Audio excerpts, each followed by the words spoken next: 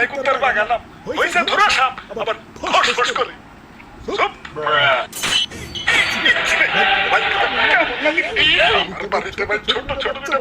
আরে ধরা সাপের কামড়ে কিছু হয় না। হাসান হ্যাঁ হাসান তাহলে ভাই আপনি এটা কামড় খান এই যে নাও খাইলাম। আউচ! ঠিক আছে ভাই এবার রং করেন হ্যাঁ, আগে ভালো করে মুছালো, ময়লা টয়লা থাকতে পারে। ভালো করে ঘষো। বিসমিল্লাহ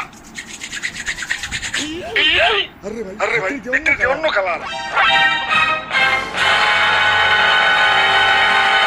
পয়সা থাকতে হইলে আমাকে প্লাস্টিক সার্জারি করতে হইব। যাও এটা তো খরম মিস্ত্রি ডেকে নিয়ে আও।